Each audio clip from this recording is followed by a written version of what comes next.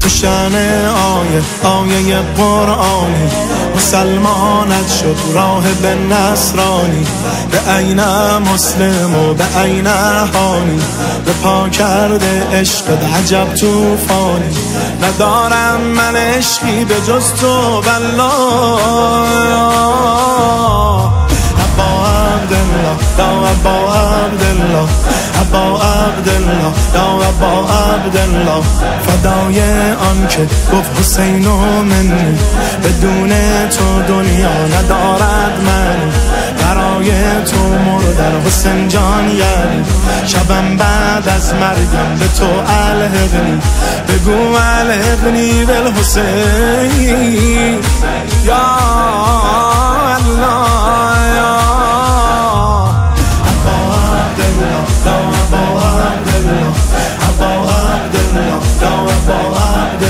در آن نفس که بمیرم در آرزوی تو باشم حسین، بدان امیدم جان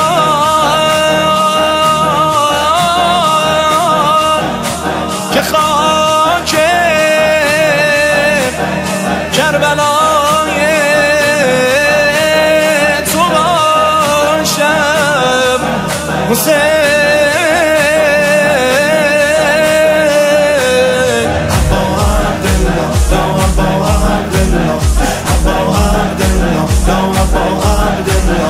کنان گریه بر تو فضیلت دارد، گل آمد هر کس شد هویت دارد، جهان بر عشقت محوریت دارد، تو عشقی هستی که حقیقت دارد. ندارم غیر از تو کسی را والله. ابا عبدالله یا ابا عبدالله، ابا عبدالله یا ابا عبدالله، به عمر پای عشق تو درگیرم، خوشم مجنونم خوش به این تقدیرم، تو لبتر کن بیشک برات میمیرم، در خونت آقا بزن زنجیرم، ابد و الله ما ننسى یا سار الله. ابا عبدالله یا ابا عبدالله، ابا عبدالله یا ابا عبدالله، به وقت صبح قیامت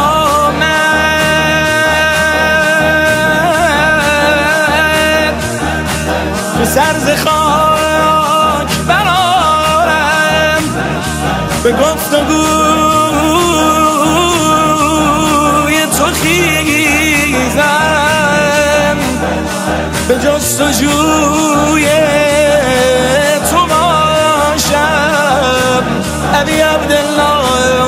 ابا عبدالله یا ابا عبدالله، ابا عبدالله یا ابا عبدالله، همین که تو روزم کافیه واسم، با دستای ساقی پر شده کاسم، سر از پا نشناسم پر از احساسم، ای اهل عالم من سگ عباسم، به تمثال ساقی تو ای والله.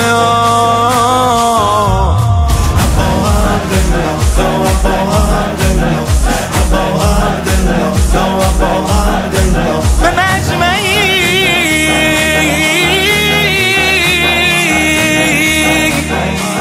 که در آیند شاهدان عالم،